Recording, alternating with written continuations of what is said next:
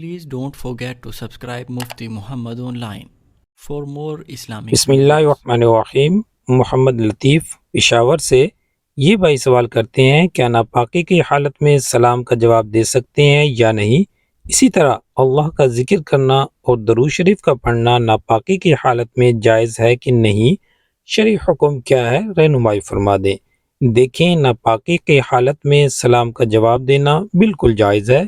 ابن ماجہ کی ایک حدیث مبارکہ ہے، حضرت ابو ہریرہ رضی اللہ تعالی عنہ خود بیان کرتے ہیں کہ رسول اللہ صلی اللہ علیہ وآلہ وسلم مجھ سے ملے جبکہ میں حالت جنابت میں تھا، اور میں نے رسول اللہ صلی اللہ علیہ وآلہ وسلم کو دیکھ کر اپنا راستہ تبدیل کر لیا، یعنی کہ میں نے جو ہی آپ کو دیکھا راستہ بدل لیا، کیونکہ میں حالت جنابت میں تھا تو میں نے آپ کو سلام عرض نہیں کیا۔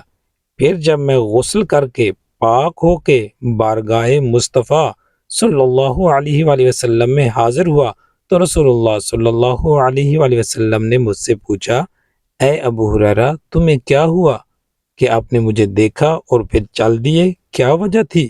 میں نے عرض کی، یا رسول اللہ صلی اللہ علیہ وآلہ وسلم، اس وقت میں ناپاکی کی حالت میں تھا اور مجھے یہ پسند نہیں تھا کہ اس حالت میں آپ سے ملوں۔ تو اس پر رسول اللہ صلی اللہ علیہ وآلہ وسلم نے ارشاد فرمایا، اے ابو ہریرہ، مسلمان جو ہے وہ ناپاک نہیں ہوتا، یعنی جنابت کی جو ناپاکی ہے یہ حکمی نجاست ہے، حقیقی نجاست نہیں ہے۔ اس کا مطلب یہ ہے کہ ہاتھوں پر تو نجاست نہیں لگی ہوتی، نجاست آپ ہاتھ ملائیں گے تو دوسرے بندے کو نجاست لگ جائے گی، ایسی کوئی بات نہیں ہے۔ لہٰذا ناپاکی کی حالت میں سلام کا جواب دینا بالکل جائز ہے۔ اسی طرح ذکر و اذکار کرنا، تسبیحات کرنا اور درود پاک کا پڑھنا یہ بھی بالکل جائز ہے، پڑھ سکتے ہیں۔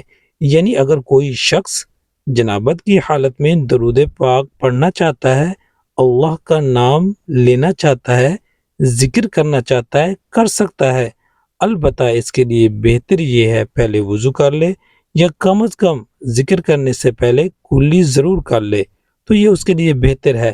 اسی طرح ناپاکی کی حالت میں اذان کا جواب دے سکتے ہیں، مگر حالت ناپاکی میں قرآن کریم کی تلاوت کرنا یہ بالکل جائز نہیں ہے۔